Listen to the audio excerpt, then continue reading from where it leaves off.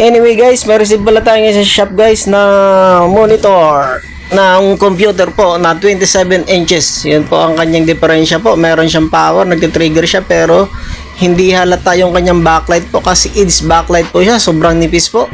Hindi ho talaga po nakikita po na hindi siya nagsasabi na no signal din. Wala rin ho tayo kaya ho binuksan na natin dyan. Yun po ang ating first step.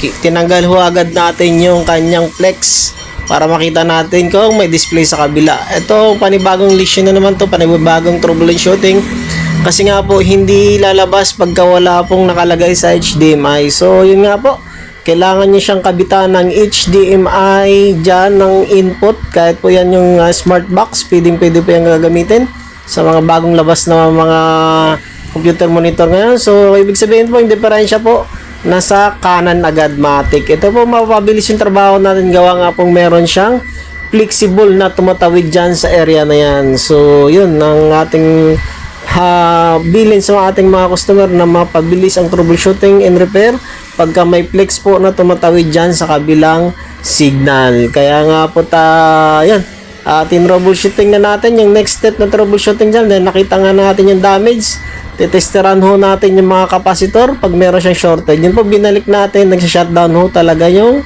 kanyang image. Wala ho talaga lumalabas. So yun, after mo yan, tatanggalin nyo yan yung flex kasi dinouble check talaga natin yung pinakita ho talaga natin na wala ho talagang lumalabas. Yung mayroon siyang backlight pero hindi halos halata kasi sobrang nipis niya na po. Wala hong makikita po sa dyan sa sa likod niya. So sa mga panibagong labas po, magugulat kayo, mag-iisip kayo baka nga sira yung kanyang mainboard kasi hindi ho talaga makikita po yung kanyang backlight. Matitesteran nyo lang yung backlight na umiilaw pero hindi ho makikita. I mean, matitester nyo yung kanyang backlight na nagre-reading. Pero yun nga po, nag-direct troubleshooting na tayo rito. So second step ho, after mag-remove nyo ng flex, ihanapin nyo yung capacitor. Kung meron siyang mga shorted na capacitor, kailangan nyo tanggalin dyan yung nakatawid na flex sa kabila sa main na top board. So yun, one by one po, check up nyo po yung capacitor kung may shorted.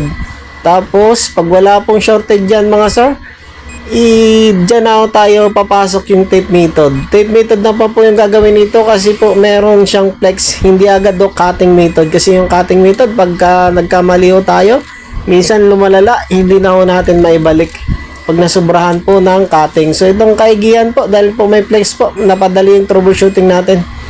Tape method na lang pong ginamit natin dito. So yun po, pagtetester dyan ng capacitor po, ayan pong titesteran nyo muna para sure ball po kung nawala siyang shorted yung mga capacitor kasi po minsan shorted lang po yung capacitor, isang peraso lang po, nagaganyan na siya. So yun, titesteran nyo po yung dulo-dulo, yun po yung mga signal.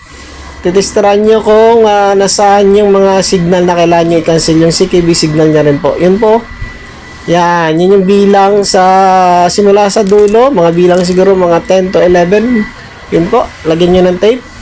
Sa gusto po mag-DIY, try nyo lang maglagay ng tape. Pero pag hindi po umubra, cutting method kayo dyan sa kabilang signal. So, yun. Tingnan natin dyan. Success tayo dyan sa ating ginawa.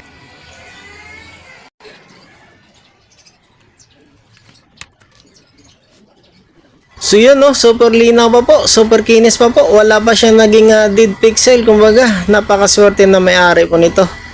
Yun no, sobrang laki pa ho talaga. At ay nadala lang siya sa tape method. Yun po, success na naman tayo sa panibago nating trabaho. At ay naging leksyon ito sa atin na hindi ho talaga agad-agad na mainboard yung ating suspect pag wala tayong nakitang backlight. Kasi nga po, super enclosure na po talaga. Hindi na ho natin napapansin na yung may backlight pa pala sa loob kasi nga na-cover po na itim yung kanyang panel sa likod. So yun po, sa gusto pa magpa-home service po. Tsaka yung ating shop po, nasa Alapan 1B, Imus, Cavite.